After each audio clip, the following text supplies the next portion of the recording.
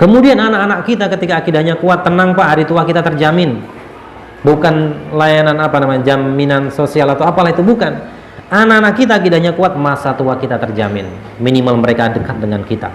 Karena mereka mengharapkan surga dari dekatnya dengan kita, dengan orang tua. Sehingga tadi ayatnya apa? La ta'budu illallah wa bil walidaini ihsana. Tidak menyekutukan Allah, kemudian disusul dengan birrul walidain, berbakti kepada orang tua. Artinya apa? Tidak akan pernah ada anak yang berbakti ke orang tua dengan jujur ketika akidahnya lemah. Tapi kalau orang yang akidahnya kuat, dia dengan bangga dia berbakti maksimal ke orang tua karena mengharapkan surga dan mengharapkan keberkahan.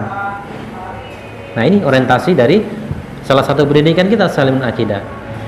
Dan dalam menjaga akidah ini jamaah sekalian, hari ini kita dihadapkan dengan sebuah zaman yang disampaikan oleh Dr. Ali Nadwi, itu zaman yang belum pernah diprediksi sebelumnya.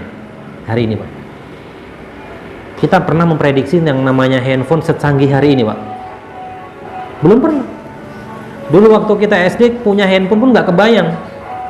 Sekarang apapun bisa didapatkan dari barang ini Pak. Pengen makan di malam hari nggak perlu keluar, tinggal ambil handphone. Yang penting saldo GoPay-nya ada, segala macam. Pengen pergi kemana-mana, tinggal ya, bersin AC, bisa semuanya. Tetapi itu semua perlu kita, bukan kita curigai, tetapi kita filter untuk anak-anak kita. Kita lihat tayangan di televisi jamaah sekalian, bagaimana tayangan-tayangan pendangkal akidah buat anak-anak kita. Itu kan cuma di televisi ya. Hati-hati jamaah sekalian. Kita bisa membuat sebuah muhasabah lah ya. Dalam sehari ngobrol kita dengan anak nonton di TV, banyakan mana kira-kira?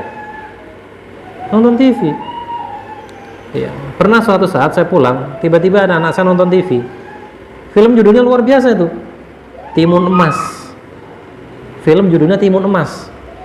Jadi yang punya nenek-nenek, kalau dibuka timunnya itu banyak emasnya dan muncul jinnya, permintaan apapun dikabulkan. Ini kalau anak-anak yang lihat, wah, yang dicari timun emas tuh anak-anak. Ya, minta segala sesuatu bisa dengan demikian. Padahal tidak demikian. Pendangkal-pendangkal akidah sekarang luar biasa. Oleh karena itu jamaah sekalian, Salimun Akidah, akidah yang bersih, inilah yang kita rindukan. Ya, karena akidahnya bersih, sholatnya juga baik. Karena keyakinannya kuat bahwa saya sholat ini bukan untuk manusia. Saya dakwah, saya ngaji ke masjid bukan karena ingin mendapatkan sanjungan manusia. Masya Allah, ya. Kita ke masjid ini selalu saya sampaikan, kita bisa duduk di majelis ini wallahi dan demi Allah bukan karena kita imannya kuat, bukan karena ketakwaan kita kuat dan yang lain lemah, bukan, tetapi karena pertolongan Allah Subhanahu wa ta'ala. Jadi jangan sampai pernah kita mengatakan bahwa kita rajin ke masjid karena iman saya kuat. Belum tentu. Ada seorang tabi'in, hafiz Quran, hafal hadis ribuan hadis, tapi meninggal di dalam pelukan wanita Romawi, kemudian dia murtad di penghujung hidupnya. Imam Ibnu Katsir menyebutkan namanya adalah Abdah bin Abdurrahim, tetapi ulama yang lain menyebutkan bukan Abdah bin Abdurrahim namanya. Dia hafal ribuan hadis, hafal Quran, tapi penghujung hidupnya demikian. Jadi kita tidak boleh berbangga dan tertipu dengan amal-amal soleh kita. Wah, amal saya banyak, saya sudah ngaji kemana-mana, saya sudah ini dan itu. Ingat dalam sebuah hadis qudsi, kalau saya tidak salah, mau diingatkan, nanti kalau salah dikoreksi. Ada seorang yang menghadap Allah dengan membawa pahala sedekah. Dia pikir sedekahnya ini banyak, hidupnya di dunia sedekah terus, sedekah. Tapi ternyata dimasukkan dalam neraka. Apa pasalnya? Karena beliau bersedekah ingin mendapatkan sanjungan manusia. Seorang ulama, seorang ahli ilmu, kuliahnya sampai mentok ya, bacaannya banyak, tapi dia justru dimasukkan ke dalam neraka pertama kali. Kenapa? Karena dia ingin disebut seorang alim ketika di dunia dan tidak ikhlas. Ada ahli jihad pun demikian. Bisa jadi ahli sholat yang mengatakan tiap hari ke masjid, tetapi dalam hatinya terbesit keinginan biar saya misalkan dikira orang paling soleh, naudzubillah. Makanya jamaah sekalian, hikmahnya kita selesai sholat itu baca istighfar agar jangan sampai, ataupun ketika ada sifat itu, Allah mengampuni dosa-dosa kita ya. Kan ada tuh Pak yang mohon maaf ya, sedekah kalau nggak ditulis namanya yang gede komplain ya.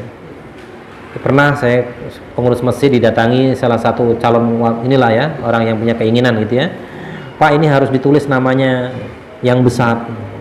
nominalnya gitu. Saya bilang, Pak, untuk menjaga keikhlasan saya tulis hamba Allah saja. Kalau saya tulis namanya nanti setelah pemilu, saya bilang. Jangan, Pak. Nggak bisa, Pak. Masjid ini milik bersama. Nanti kalau yang terjadi demikian, yang babak belur DKM-nya. DKM dibuat bantuan ini, afiliasinya tidak. Ini masjid milik bersama, saya bilang. Jadi kalau tidak berkenan ya silahkan bawa pulang. Pasir, semen nggak jadi diantar Pak ke masjid, bawa pulang lagi. Ada yang demikian. Rugi Pak, wallahi rugi kita. Kita sedekah banyak kalau hanya mengharapkan sanjungan manusia, rugi kita. Mending buat makan. Banyak orang pamer-pamer ya, rezeki bisa banyak, saya sedekah masjid segala macam ini diumumkan ya. Ada memang betul. Sedekah itu boleh ditampakkan dan disembunyikan. Tapi jangan sampai yang ditampakkan membuat kita berbangga dan merasa lebih dari yang lainnya. Nah, ini sangat-sangat dilarang di dalam Islam. Apalagi kita umroh segala macam, haji, pulang haji nggak dipanggil Pak Haji, ngambek misalkan. Ibadah haji itu mahal apa sedikit? Mahal apa murah, Pak? Mahal. Apalagi sekarang mau haji sulitnya minta ampun sekarang. Mau umroh saja sekarang belum tahu kapan kita dibukanya. Kita sudah punya paspor, sudah persiapan buku bacaan di sana, sudah persiapan ini dan itu. Tinggal nunggu 2 minggu keberangkatan, ada surat, mohon maaf Bapak atas nama Triwinarto ini keberangkatan umroh di bulan ini ditunda sampai batas waktu yang belum ditentukan. Serombongan saya Pak sudah pada beli gamis, beli baju. Saya bilang ke Umi, pokoknya kita berangkat, uang sekian dibawa, nggak usah lebih dari itu, nggak usah banyak-banyak. Baju nggak usah beli, kita yang punya dipakai. Qadarullah, ternyata nggak jadi berangkat. Teman-teman yang udah beli gamis, ada sebagian yang memang baru pertama punya gamis, malu dipakai ke masjid. Rencananya buat pakai di Mekah, nggak jadi berangkat. Sekarang masih gantung di rumahnya, Masya Allah. Ini kalau umroh yang mahal, haji yang mahal, kalau kita hanya untuk bangga di hadapan manusia, Masya Allah, kita nggak ada nilainya Pak ya. Rugi sekali kita, rugi, capek kita. Karena salah satu ibadah fisik itu ibadah haji, umroh itu. Jutaan kita keluarkan, kalau niat kita tidak tulus, sayang sekali. Nah, salimun akidah, ini yang pertama. Jadi karakteristik muslim ideal itu yang pertama, akidahnya bersih. Dan ini yang menjadi keinginan kita untuk kita, keluarga kita ya, istri kita, anak-anak kita, mereka yang akidahnya bersih Pak ya. Yang kedua adalah sahihul ibadah, ibadah yang benar. Nah, ibadah yang benar itu bagaimana? Ibadah yang kita dapat ilmunya. Tapi hati-hati Pak sekalian, ini salah satu yang sensitif gitu ya. Kalau ngaji, kalau ibadah, mana dalilnya? Mana dalilnya? Pernah dengar begini Pak? Betul, ada dalilnya. Kita mengetahui dalil betul. Tapi seandainya kita memang belum tahu dalilnya, tetapi ulama kita, guru kita melakukan itu, ada namanya kesikohan terhadap guru. Ini juga berlaku Pak. Paham ya Pak ya? Misalkan ya, kisah ketika waktu itu saya di pondok, habis maghrib hujan deras. Jadi di masjid itu kita nggak bisa keluar, hujan begitu derasnya. Habis maghrib sholat 4 rakaat sholat isya. Saya nggak tahu nih, karena anak baru mau di pondok, ini sholat apa nih? Saya ngikut aja. Karena apa? Bagi saya sikoh kepada kiai saya percaya kepada kiai saya. Sholat isya, jadi maghrib langsung isya. Habis itu selesai, di kamar sananya ke teman senior, Ustaz, tadi sholat apa ya? Ketawa Pak, tadi antum sholat apa emang? Ya saya ngikut aja. Itu isya.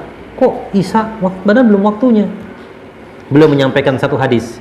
Ternyata ketika dalam suatu kondisi hujan yang sangat lebat, baginda Nabi pernah sholat maghrib langsung isya.